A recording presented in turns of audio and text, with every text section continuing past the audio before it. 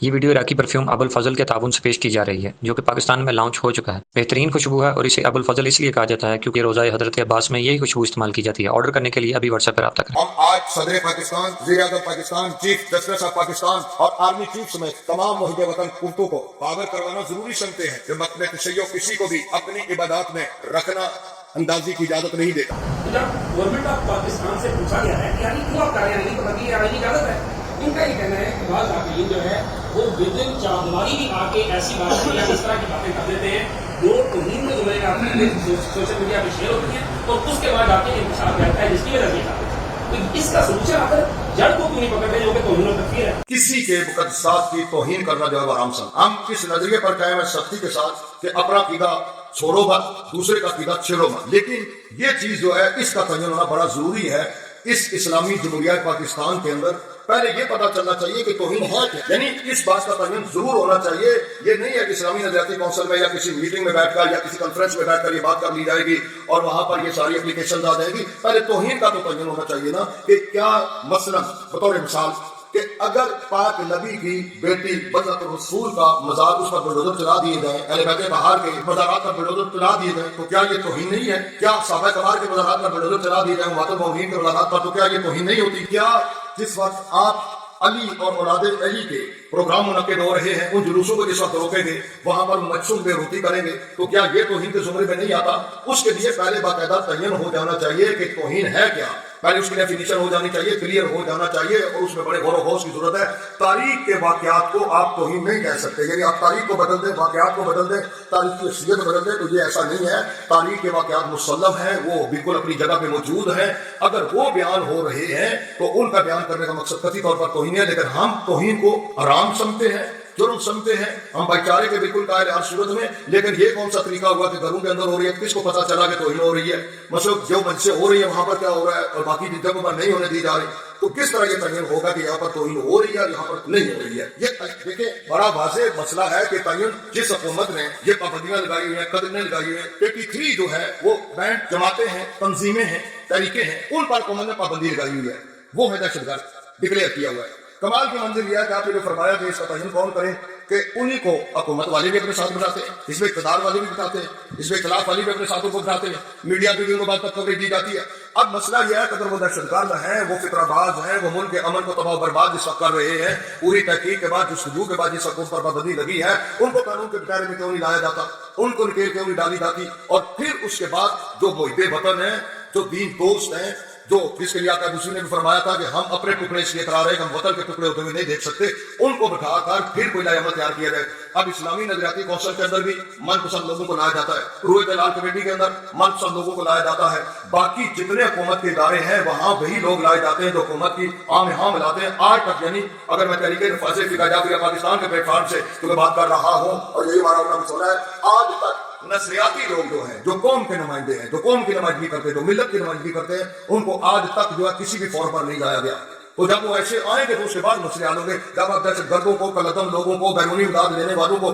جس وقت آپ عمل کی بھیک مانگیں گے تو سوال ہی پیدا نہیں ہوتا کہ ملک کے اندر عمل قائم ہو۔ عزاداری امام حسین علیہ السلام کے کسی بھی نئے پروگرام کے انعقاد پر مکمل پابندی کی عائد کی جا رہی ہے، یہاں تک کہ قریہ امام برگاہ کی چار دیواری کے اندر منعقد ہونے والی ذکر حسین کی نئی مجلس کو بھی انتظامیہ کے پیش کی اجازت نامہ سے مشروط کرتے ہوئے کہا گیا کہ کوئی بھی نئی مجلس کا انتظامیہ اس وقت جب تک اجازت نامہ نہیں ہوگا، اور دوسری طرف سے اجازت نامہ جاری کرنے سے بھی روک دیا گیا ہے، اور ایسی مجلس کا انعقاد کرنے والوں کے خدمات کام کیے جاتے ہیں، جبکہ ذکر حسین کی مجلس کے علاوہ دیگر ہر قسم کی مذہبی غیر مذہبی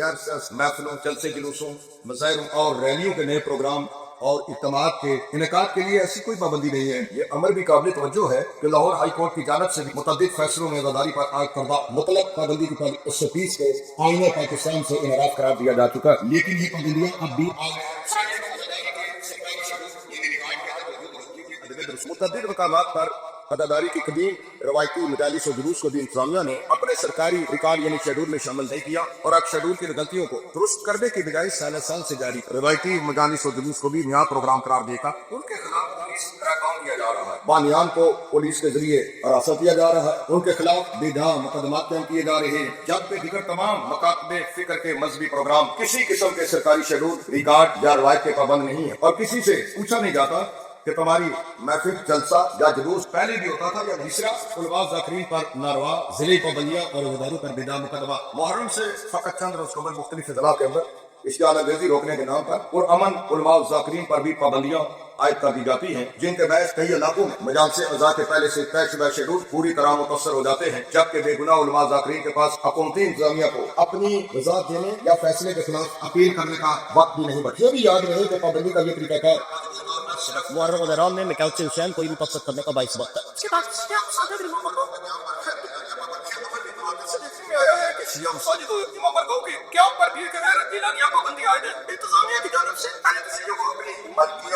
اور جائیداد پر مسجد و امام برگاہ قائم کرنے کا اجازت نامہ جاری نہیں کیا جاتا۔ حوالے کے طور پر ہوم ڈپارٹمنٹ پنجاب کا ریکارڈ چیک کیا جا سکتا ہے، جو ایک مسلمہ اسلامی مکتبہ فکر کو اپنی عبادت گاہوں کے حق سے محروم کرنے کے مترادف محسس ارباب ثقافت عزاداری حسین کی پرامن مجالس و پرساداریوں کو جرم بنا دینے والی حکومت کے غیر آئینی قواعد و ضوابط میں جگہ جگہ وطن عزیز پاکستان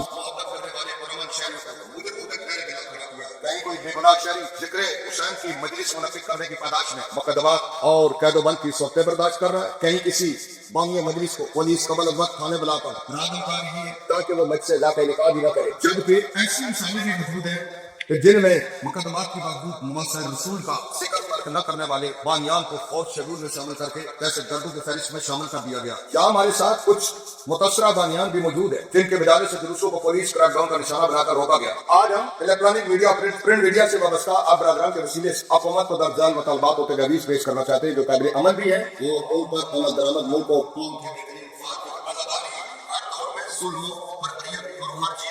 پرامن ترین احتجاج ہے، جو ہماری عبادت اور تعلیمات محمد و آل محمد کے ابلاغ اور فروغ کا ذریعہ، جس سے اسلام کے حقیقی پیغام امن و سلام اور قوت و رواداری کی ترویج ہو۔ یہی وجہ ہے کہ عزاداری کے مجالس میں جملہ مسالک و مکاتب اور یہاں تک کہ دیگر وظائف کے پیروکار بھی شریک ہوتے ہیں۔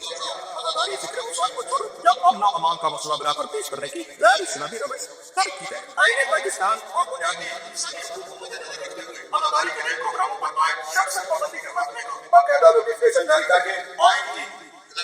سلسلہ بند کیا جائے۔ گھروں اور عبادت گاہوں کی چار دیواری کے اندر منعقد ہونے والی عزاداری اور پرساداری کے پیشگی اجازت نامہ یا NOC کی شرط ختم کر کے اسے متعلقہ تھانے میں فقط پیشگی اطلاع سے مشروع کیا جائے۔ عزاداری کے روایتی پروگراموں کے حوالے سے سرکاری ریکارڈ کی غلطیوں کی درستی کے احکامات صادر فرمائے گئے۔ ہر سال محرم الحرام کے آغاز سے صرف چند روز قبل اشتعال انگیزی کو روکنے کے نام پر مختلف مکاتب فکر کے علماء ذاکرین پر پابندی عائد کی جاتی ہے۔ ضلع بندی اور پابندی سے صرف شیعہ مجالس متاثر ہوتی ہے۔ یہ فہرست محرم سے کم از کم 2 مہینے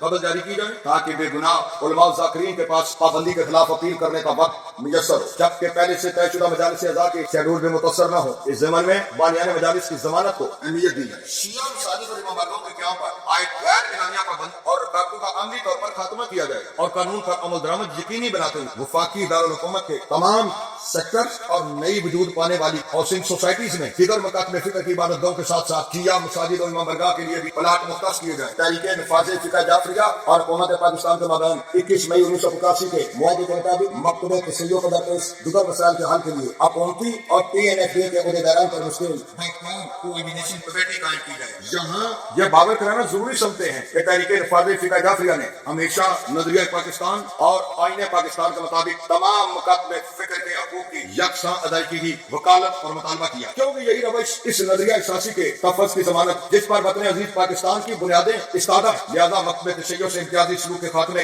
درج بالا گزارشات اہل تشیع کے لیے کسی قسم کی اضافی سہولت کا تقاضا نہیں بلکہ آئین پاکستان میں درج بنیادی حقوق کی بازیابی کا مطالبہ، جس کی ادائیگی پر یقین رکھنا لا تفریق مذہب و مسلک ہر محب وطن سب اختیار و اقتدار پر واجب ہے۔ ہم آج صدر پاکستان، وزیر اعظم Pakistan, chief justice of Pakistan اور آرمی چیف سمیت تمام محب وطن قوتوں کو پاور کروانا ضروری سمجھتے ہیں کہ مکتب تشیع کسی کو بھی اپنی عبادات میں رکھنا اندازی کی اجازت نہیں دیتا۔ ہم اپنے گھروں میں ذکر اہل بیت کا انعقاد کرنے کے لیے کسی حکومتی اجازت نامہ کے پابند نہیں، ہم اپنی عبادات کے لیے فقط حکم خدا اور رسول کو پابند ہیں۔ ہم پاور کروا دینا چاہتے ہیں کہ ہماری شرعی عزاداری پر عائد غیر آئینی پابندیوں کا مسئلہ حل نہ کیا گیا اگر قائد اعظم کے ہم مکتب اہل تشیع کی عبادات میں حکومتی انتظامیہ کے ذریعے رکھنا اندازی بند نہ کی گئی، اگر حسینیت پر پابندیاں لگا کر خارجیت اور ناصبیت کو فروغ دینے کی کوشش جاری رکھی گئی، پاکستان کو فرقہ وارانہ اسٹیٹ بنا کر نظریہ پاکستان کو سبوتاژ کرنے کا عمل جاری رکھا گیا، اگر کل عدم دہشت گرد جماعتوں کے عہدیداروں کو आजाद छोड़कर बेगुनाह बानियान और अजादारों को फकत आजादारी के निकात आदाइश मुकदमात में फंसाने और फोर्थ शेड्यूल में शामिल करने का सिलसिला न रोका गया तो वतन अजीज का इस्लामिक शख्स मजरू हो जाएगा। मेरे देश से रहमत खुदाबंदी का साया हटा दिया जाएगा। पाकिस्तान के दफा का जामिन जज्बा शौक़ शहादत मफकूद हो जाएगा और इंतशार इस तरह की ऐसी आग भड़क उठेगी जिसे बुझाना मुमकिन न रहेगा। लिहाजा हम अहले हुकूमत से कहते हैं अब भी वक्त है होश के नाखन लें। गुज़श्ता अदवार के गैर आईनी इक़दामात का बोझ उठाने के बजाय इस्लाह का रास्ता इख्तियार किया जाए और गैर इस्लामी, गैर इंसानी, गैर आईनी, गैर इखलाकी और गैर कानूनी पाबंदियों का फिल फौर खात्मा किया जाए।